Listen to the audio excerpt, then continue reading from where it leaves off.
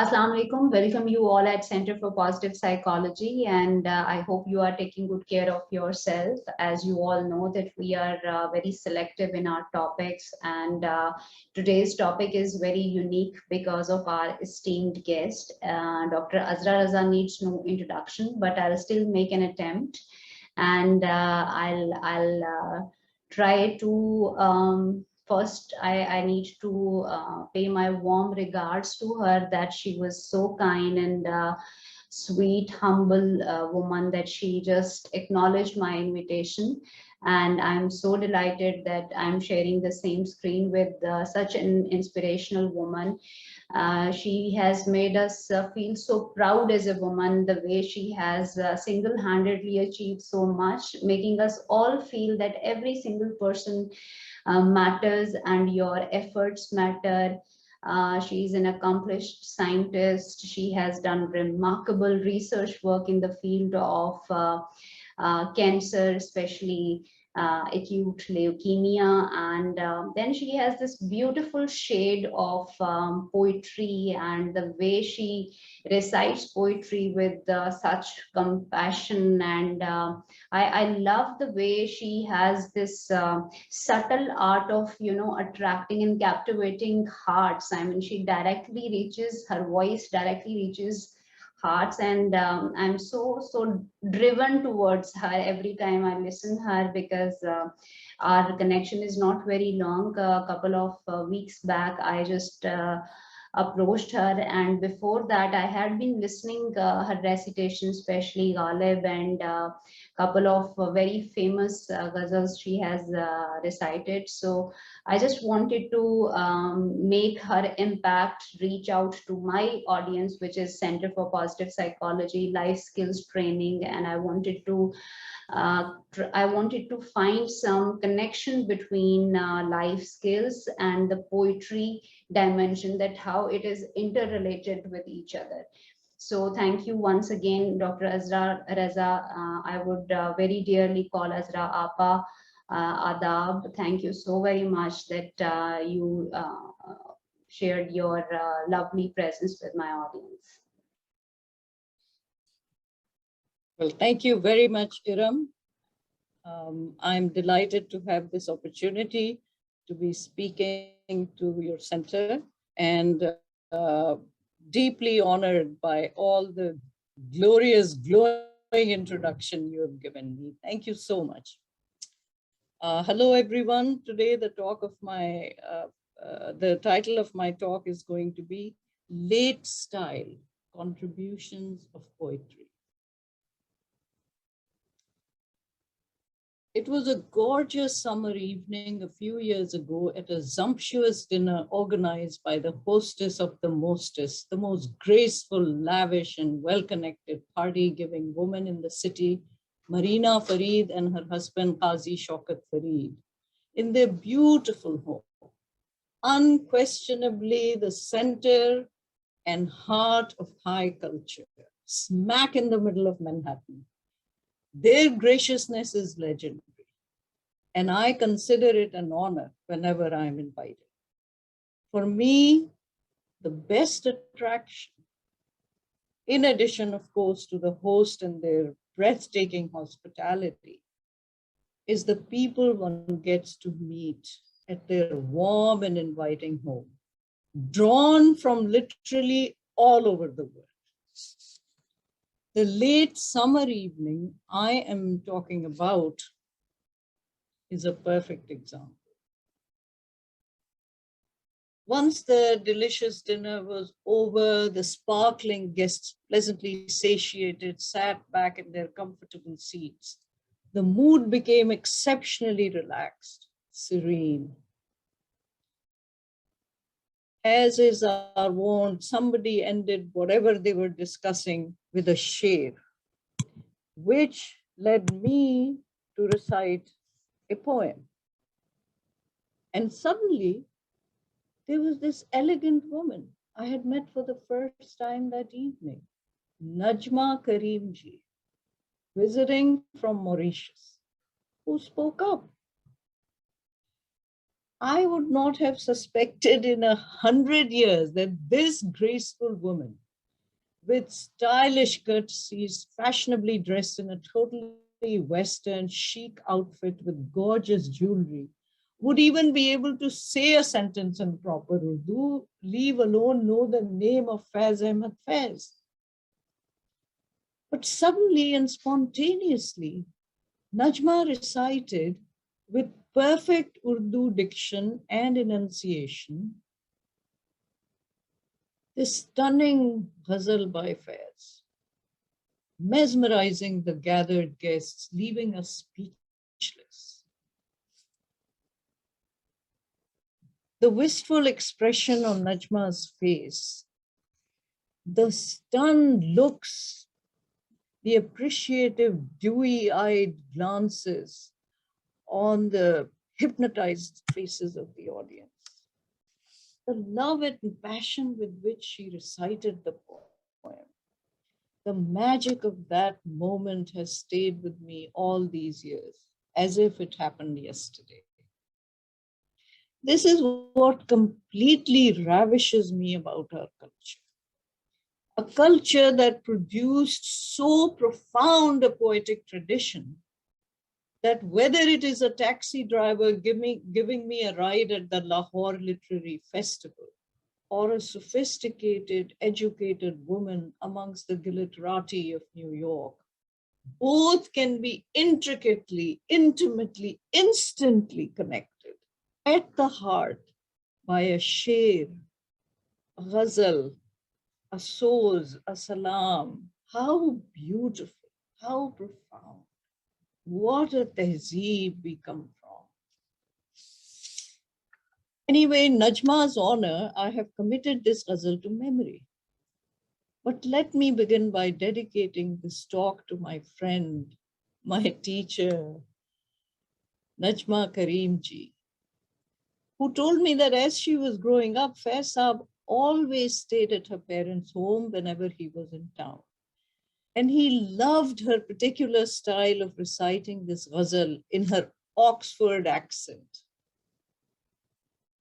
So much so that he would request her to do it every single time he visited.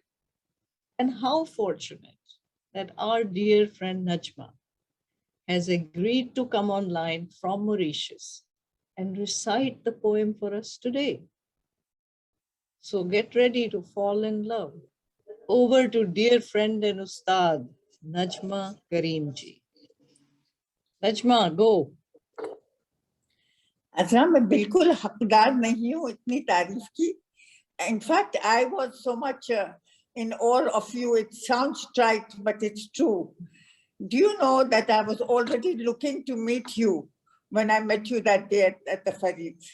I had heard about you when I used to go for my cancer treatments in Columbia Presbyterian. और सब लोग बोलते थे, I would hear Dr. Azra Raza.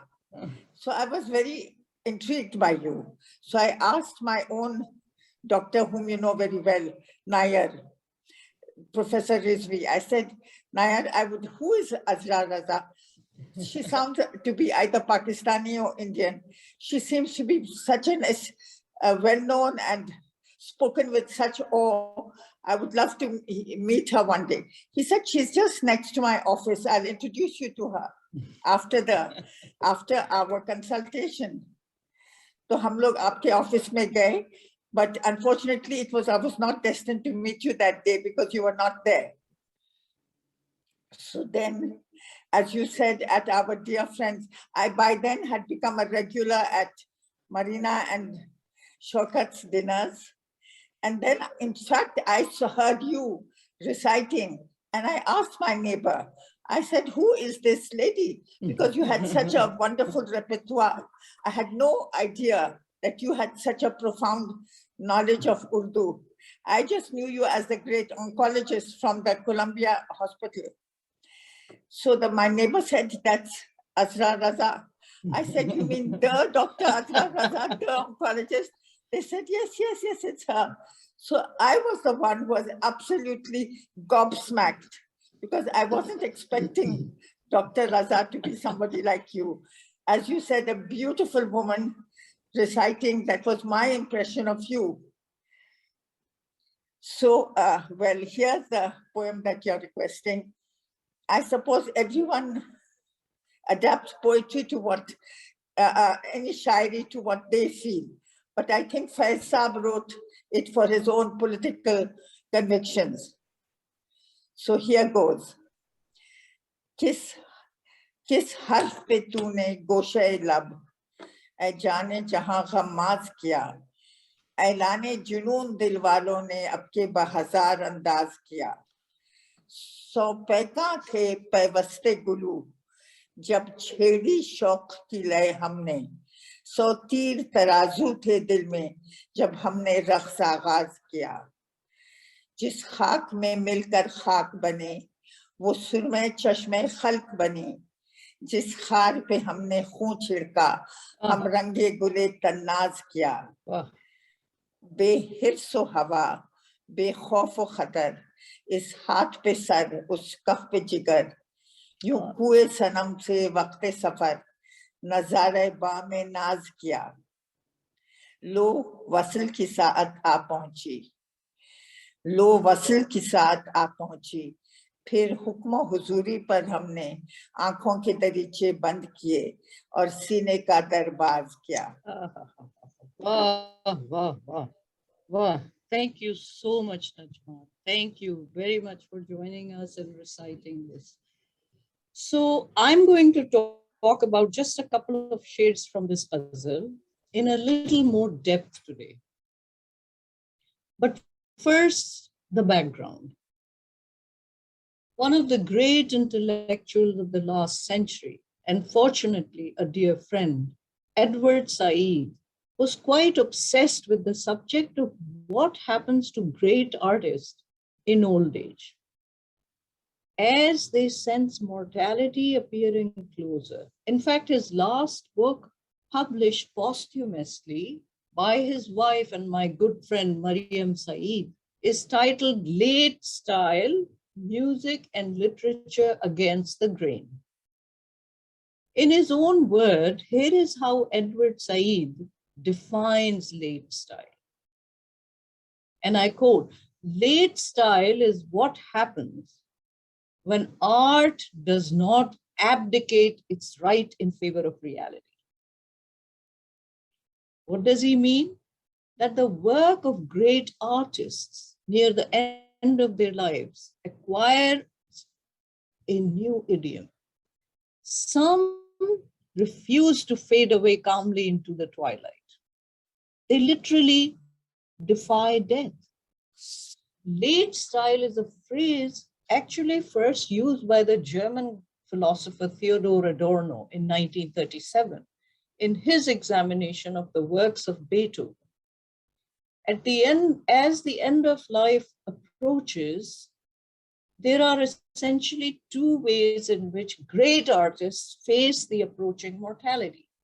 The first way is to settle one's affairs with a new spirit of reconciliation, of acceptance and serenity.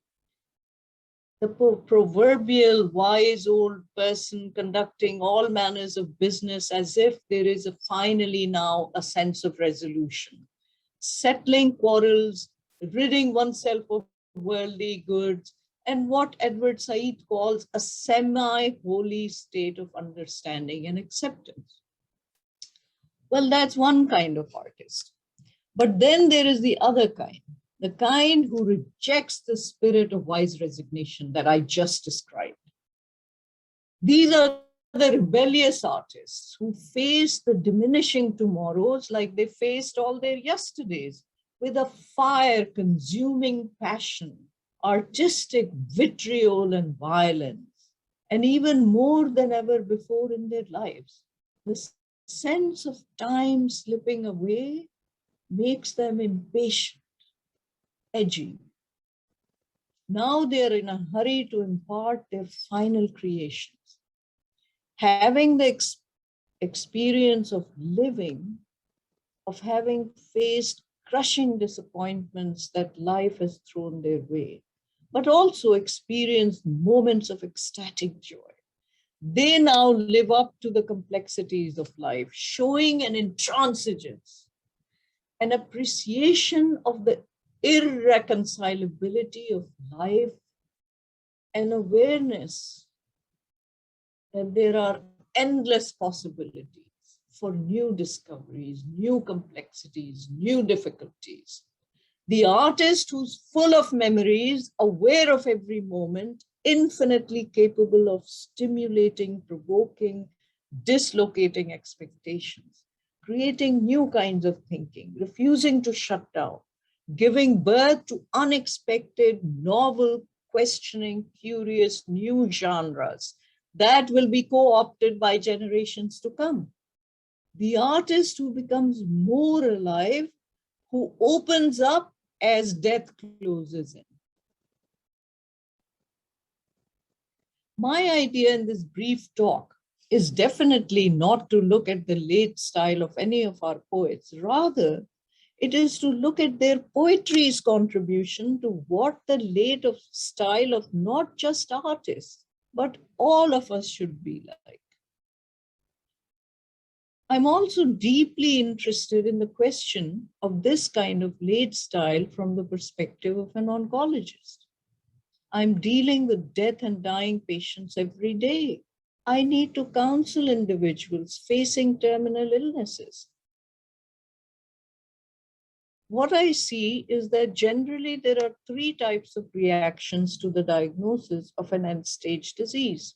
For some people, acting like nothing has changed allows them to come to terms with what's happening in their own way, at their own pace, in their own time. I don't call it denial. It is the only way they can keep going and cope with the darkness ahead. For others, it is a chance to tend to the unfinished business, tie up loose ends, make amends, complete their bucket list, accept the sentence, and peacefully wait their end. This is the wise acceptance that Said described also. But the third resembles the late style of some of the great artists who realize that time is short, so they are energized by it, fiercely devoting themselves more and more to their quest. So much so that when they die, their dust provides new eyesights to humanity, and their blood turns thorns into flowers in possessions of infinite coquetry, infinite nazo-ada.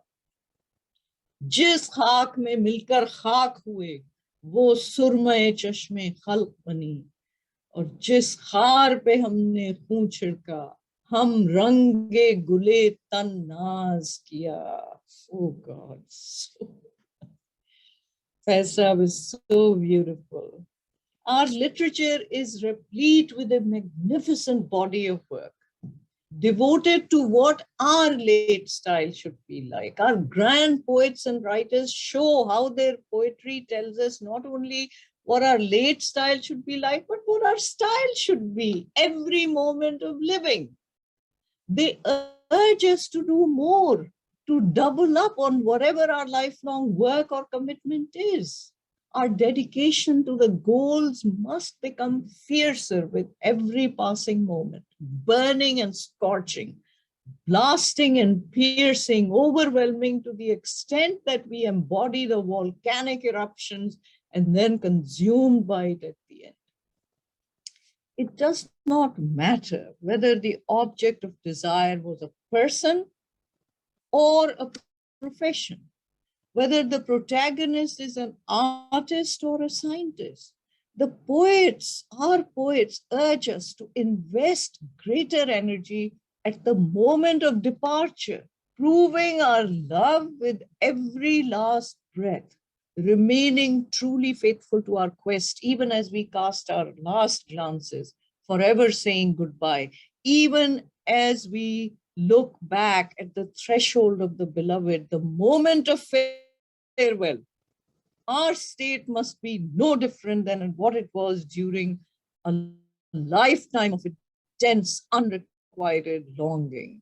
बेहिर्सो हवस, बेखौफ व खतर, इस हाथ में sir, इस कफ पे जिगर, यूं कुए सनम में वक्त सफर, नज़ारे Are baame naaz kiya. Until then, we lay bare our hearts once and for all. लो वस्ल की साथ आ पहुंची, फिर हुक्म हुजूरी पर हमने आंखों के दरीचे बंद किए और सीने का दरवाज किया. Oh, this is grand poetry. The poets fully realize that the moment of gratification cannot, will never be theirs to revel in. Fully understanding that even if it materialized, the moment of visal, the moment of gratification, can never match the vastness of desire. अगर तू इत्तेफाकन मिल भी जाए, तेरी फुरकत के सदमे कम ना होंगे. Ghalib, in fact, declares with perfect confidence that if he had lived on believing in his beloved's promises, then of course his life would be over very quickly. He would have long since died of joy. तेरे वादे पर जिए हम तो ये जान झूठ जाना कि खुशी से मर न जाते अगर एतबार होता. The शेर implies that negation is preferable to the claustrophobia of waiting, but at the same time wields the poet's clear-sighted shrewdness. While he may love to listen to those promises, he has no conviction whatever in their solidity. In other words, we must realize that our ultimate answer to our quest will remain unattained. Nothing in life ever reaches resolution. There are mountains beyond mountains to conquer, yet we cannot and will not give up. And as time begins to decrease, the driving energy should increase exponentially, accelerating the pace of our kavish struggle. In fact, our grand ustads, they have taken this concept to a new height by elevating the beloved to remain the object of desire even after death. I recently spoke to the IBA faculty and students in Karachi at a talk titled What Poets Want. And I quoted a Mir Taqi Mir sher which takes this issue of late style even beyond the grave. Listen to this sher. Oh, so beautiful. दूर बैठा गुबारे मीर उससे, दूर बैठा गुबारे मीर उससे, इश्क बिन ये अदब नहीं आता. After his death, when Mir is dust with dust, when that dust rises as a cloud, it will still be seeking the same beloved sought after in life. And it is only love, a mad passion, that teaches us the courtesies of love. You cannot pretend them. Dur baitha gubare meer usse, ishq bin ye adab nahi aata. But not just late in life or beyond death. There's something very odd that our poets are so incredibly devoted, they can go forward and backwards in time, to a time even before birth, not just after death. Like Ghalib, who shows his level of consistency, reliability, devotion, faithfulness as a lover in a totally mind-blowing shape that he wrote probably before he was 20. Jari thi asad daag-e jigar se meri tehsil. Asad, the internal fire, is the one that sustains me. Jari thi asad daag-e jigar se meri tehsil, आतिश कदा जागीर समंदर न हुआ था. My experience predates the birth of the salamander. Note the word samandar here, which does not mean the sea. That sea is Sumandar. This samandar refers to a salamander, a mythic creature who lives in fire. So what is Ghalib saying? Ghalib converts moments of anguish into expressions of glory. He says that he's sustained by his dagh-e-jigar, the fire in his soul, the quest driving his every gesture. This flame has kept him alive since way before the time that the salamander learned to live in fire.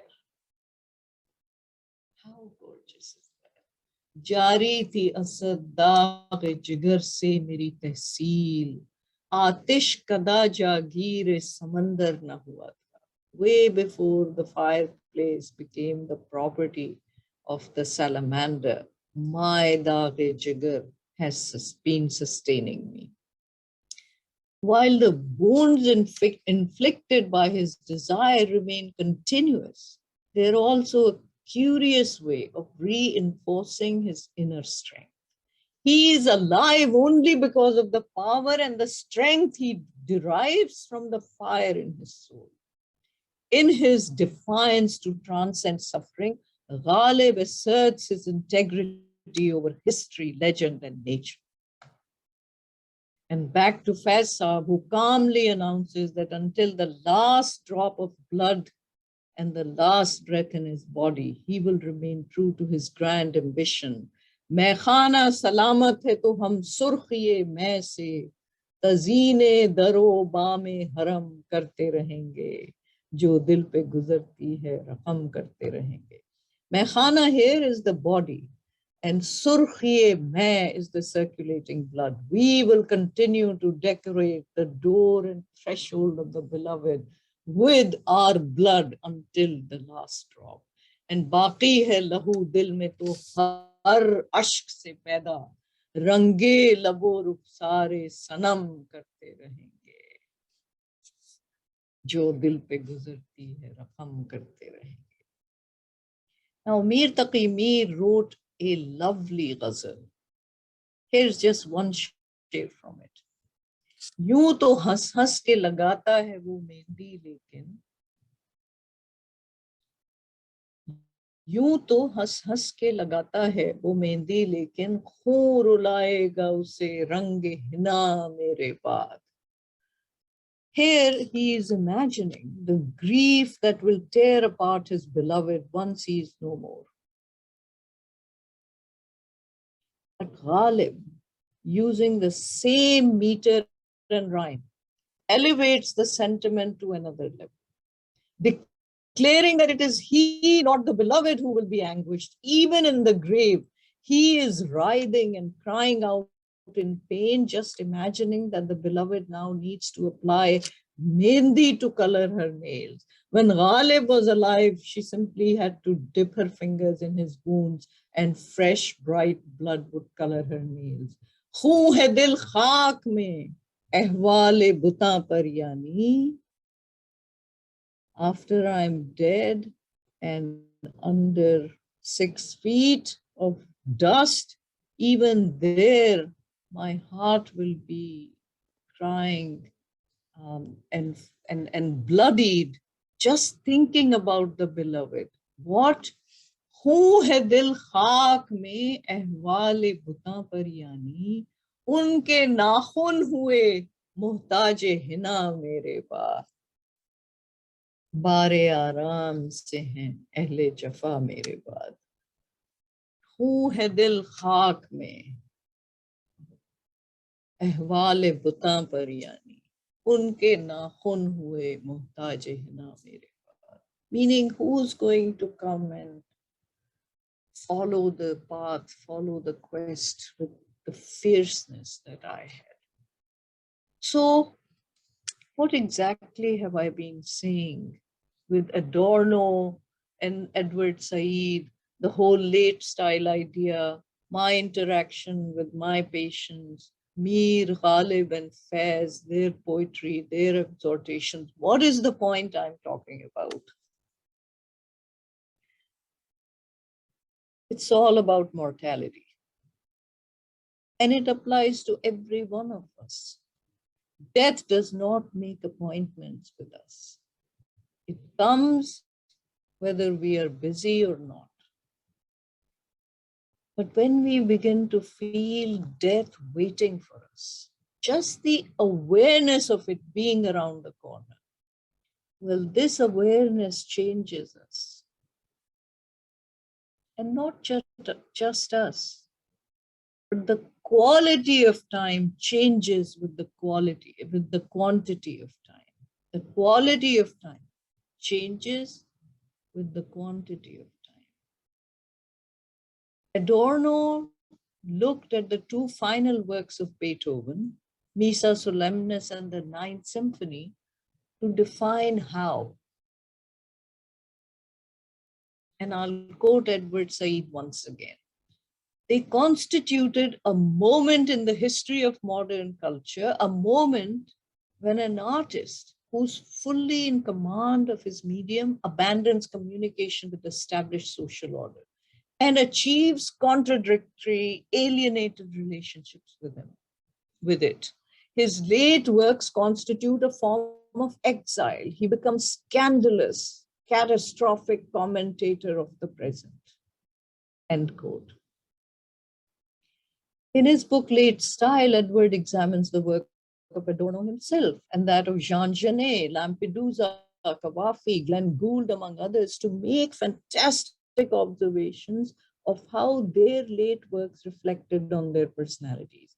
The idea of approaching death changes Late Style, but I'm saying that the shortness of time is there always. It should provide all of us, not just great artists, with a renewed energy to invest ourselves with greater vigor into whatever our quest is. Why wait for a death sentence to be energized?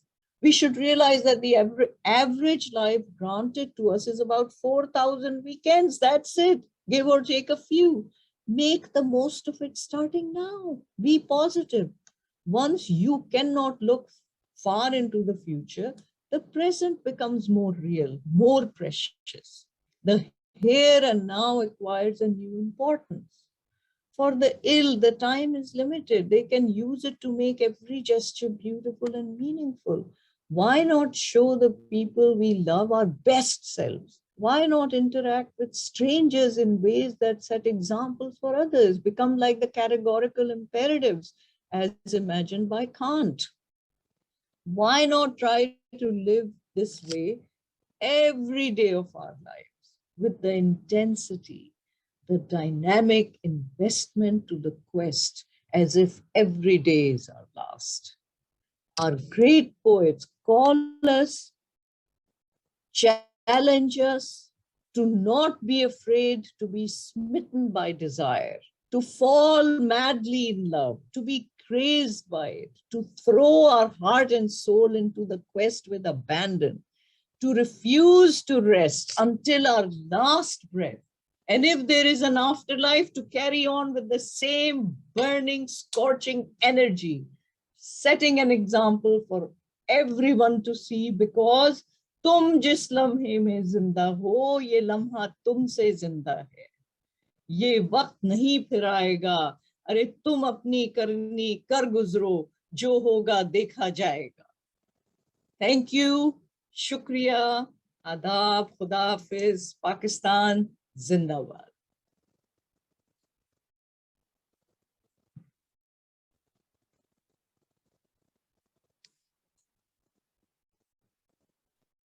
Thank you. Thank you so very much, Dr. Azra Raza, for this beautiful insight. And before I let my audience or our participants to pose question, I want to ask you two questions. Number one, you started with acceptance with late style contributions of poetry, and Edward Said's reference, you mentioned that maybe when the poets or people or musicians or people, when they reach in their old age, they tend to show more self-acceptance. And this is a burning question for psychologists, psychiatrists, and coaches these days, that we are like we are living paradoxes these days. We don't know how to be authentic, or how to be self-aware, because we are this a lot of influx of information has made our life very difficult. So first of all, is there any way out, or a poetry, do you think that poetry gives you some cues to be more self-accepting? Number one. And number two is regarding your mortality point that you mentioned, that this life is short and we need to make maximum out of it. This fire and passion and purpose that you mentioned under the name of ishq or muhabbat or jazba, why we this modern times humanity lacks that universal driver. This is a universal driver present in almost every one of us, but I don't know, where did we lose it? Is it like too materialistic, or is it like too fluid these days, that we confuse it with material accomplishment or accumulation? So I want your comment on, one, how to be more authentic and how to be more self-compassion, self-accepting, self-compassionate, and number one, how to ignite that lost fire. What a lovely comment you have given, first of all, besides the question, Um, I mean, I think that having, so you know that junk food is bad. Everyone says that junk food is bad. You know what is the junk food for the brain? Negative thinking. Just like you want to avoid junk food for your body, avoid junk food for the mind. Don't have negative thinking. You must remain positive. There is so much beauty in this world, in relationships. If you're feeling negative, just go out and smell the grass. Look at these gorgeous flowers that my friend Anis Mehdi and Rafat Mehdi, my best friends in New York, Anis brought me these flowers 2 nights ago for no reason at all. And it has filled me with joy. You know, Iram, every time I look at the roses, I mean, it's just, and the fragrance has scented my whole apartment. So my point is, the cup is always half full or half empty. I think it's very important to keep reminding ourselves of all the beautiful things around us, inside us. I think you asked a very good question about acceptance. How do we come to terms with ourselves? How do we do that? Well, we were born with a certain set of genes, a certain set of nature, and nurture can hardly affect it. When in fact, Iram, when I got pregnant, I wanted to know more about what the child brings with itself as part of nature, and how much will I be able to affect the child with nurture. And so I have a shelf or two full of books on children and, you know, nature versus nurture debate. And the best book I read is called The Nurture Assumption, which means we only assume that we are affecting another person, but in fact, everything is internal. Hasti ke mat fareeb mein aa jaye yo asad. I mean, Ghalib is writing this when he's practically 17 years of age. Hasti ke mat fareeb mein aa jaye yo asad, alam tamam halqe dame khayal hai. It's all in your mind. It's all in your mind. So you have to have conversations with yourself. And that is the whole idea of the prophetic tradition, that every prophet who brought us great messages of being good is telling us that there is some kind of a prophet inside us telling us to do good things. We just have to find it. We have to connect with it. And you can connect with it through religion, through spirituality, through whatever means you want, through your art, through your science, connect with your internal self. So I think it's very important. Now, your second question is, have we lost the fire? Have we lost the purpose? Are we bereft in this world? Have we become too materialistic? When somebody like you asks me this question, Iram, someone like you who has devoted her life to making other people's lives better, to have a center for positive psychology, you are basically negating your own question. Because people like you give me so much hope. I think you're full of passion. I think you're full of fire. Why did you invite me? You invited me because you wanted to exchange these thoughts and these ideas with me, to get more inspiration to do more things through hearing some poetry. That was your idea. That's what you told me, Iram, when we met on WhatsApp and you were inviting me. This is exactly what you said, darling. I mentor medical students, residents, fellows at Columbia University. I mentor MD, PhD students.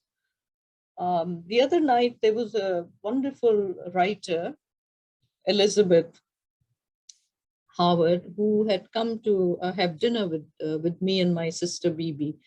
And she asked me this question, Azra, how are your medical students today?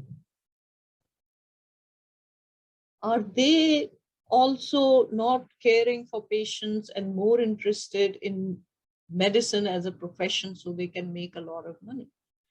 I had to stop her, Iram. I said, oh my God, the students that I see today, the fire that they carry with them inside themselves, they want to come and change the world. The first day of medical school, I have to stop them and say, no, you have to experience a little more before you change the world. So I personally don't think that we have lost the fire, but I do agree with you that somehow the quest for a meaning of life has become synonymous with a quest for money. And why? Because, you know, the meaning of life could be having power or having, for some people, and you have power when you have money. So people have sublimated a lot of their energies into doing this, into having these misdirected goals, I would say. So I think your statement, which you made yourself, is very correct, that there is the fire. Man cannot live without that energy, that internal flame. Jari thi asad daag jigar se meri tehsil. Atish kada jagir samandar na hua tha. I mean, what a beautiful share it is. That the internal fire is what keeps you going. And so there is the internal fire. We just need to make sure, especially with our young people, but for me, with my patients, I can't tell you the most wonderful conversations I have with my patients who are hearing the footsteps of death approaching. But so are all of us. I tell them, so are all of us. Every single day, we should treat that day as if it's our last and make every gesture, every word so beautiful that others should be inspired by it.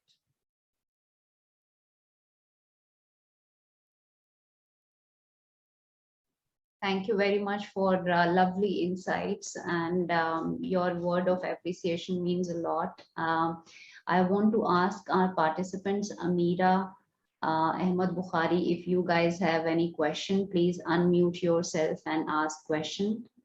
Assalamu alaikum. Assalamu alaikum. If I may take the opportunity to start, first of all, it's such a pleasure to see you, Dr. Raza. It's really a joy. It just so happened that this particular session, I had nothing else going on. I had a gap in my day, so I could join. Oh, how lovely. It's lovely to see you again.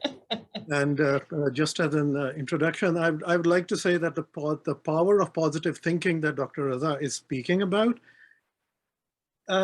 imparting that, and first of all, having that in yourself, like Dr. Raza embodies positive thinking.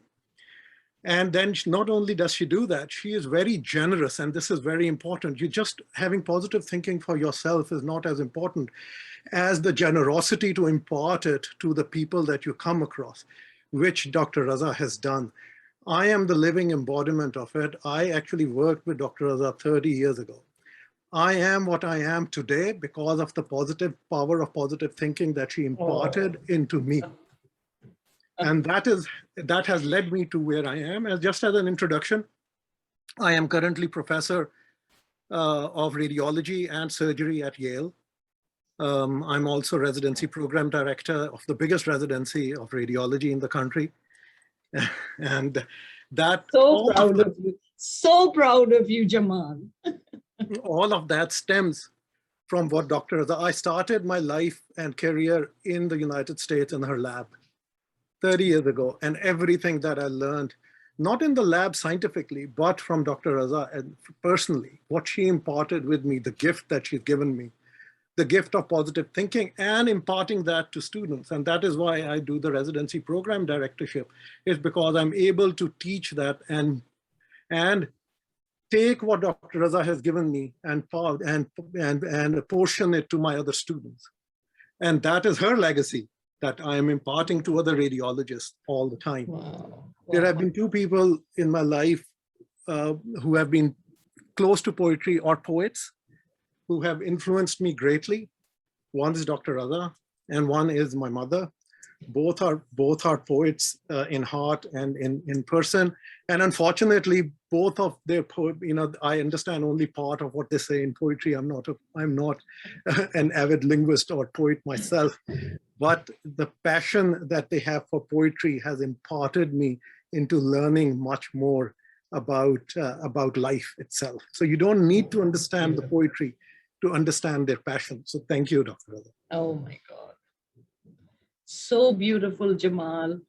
For the audience, I want them to know that I adore this boy, Jamal, who's now full professor, an amazing achievement at Yale. But I have to say, when I interviewed him as a young man, the thing that impressed me was that he was in Pakistan and had built a telescope to look at Halley's Comet passing. Not only that, he's an amazing stamp collector. I don't know, he makes things with his hands. And then he got this residency at Yale, which because he's so brilliant, he's so outstanding. And Yale radiation residency is, I mean, one of the top 2 or 3 in the country, which never takes out foreign medical graduates. But once they took Jamal, their yardstick for measuring the competence of incoming residents was, but is he half as good as Jamal? I mean, what a beautiful thing. And he became director at such a young age. He became a full professor at Yale at such a young age. I don't know what if nurture had anything to do with it, but I adore his mother, Yasmin, who is truly a great poet and has published work, but also is an artist. I have so many outfits that she painted by hand. So this is an amazing family from Pakistan. And I say, I mean, Jamal, you will remember that every week we had an Urdu mehfil. Literally every week at my home, about 20, sometimes up to 30 people would collect just to read poetry. For 20 years we did this. I did this. Jamal joined us for like 2 years while he was with me. But because of my love for poetry, I just want to share my love with others. And Jamal and Yasmin were very much a part of it whenever they were there. So I would say that Jamal, as he said, I'm an example. I say he's an example like you, IRAM. You are examples of young people who are investing your inner flame into a positive outcome by paying attention to what you are doing now and doing it to the best of your ability. Whatever it is you're doing, to the best of your ability. Do it so that it becomes exemplary for everyone, every little thing. And I think that Jamal made all this very, very clear, very beautifully. Thank you. I'm so delighted to see you. Thank you, That's Jamal, great. for It's a your pleasure. input, and it's equally good to hear from you as well. I mean, every positive energy multiplies the effect. So I'm very happy to meet you, Jamal. Amira, do you have any question or comment? Would you like to share anything with us? I don't think so. It's okay. Okay, so Dr. Azra, I would take a little opportunity to request you one thing, that your recitation of poem Aurat is my favorite, and if you can recite some parts of it, I would be very delighted, because every time I feel down, I always, go to that YouTube recording and I try to take that, power back. It's so it's inspirational. So I would request if you can, share some of your parts of it. I'll recite one stanza from it for you. Thank you so much for remembering it. तू फला तू no अरस्तू है तू Zohra permit, तेरे कब्जे में है गर्दू तेरी ठोकर में जमी, हाँ उठा जल्द उठा पाए मुकद्दर से जबी, मैं भी रुकने का नहीं वक्त भी रुकने का नहीं, लड़खड़ाएगी कहाँ तक के संभलना है तुझे, उठ मेरी जान मेरे साथ ही चलना है तुझे. Thank you so Thank very you. much. Thank you for your time, and I'm absolutely honored and grateful that you spared your precious time, and hope to have you more often here. Thank you. Adab, Khuda Thank Hafiz, you. everyone. Thank you. Khuda Hafiz.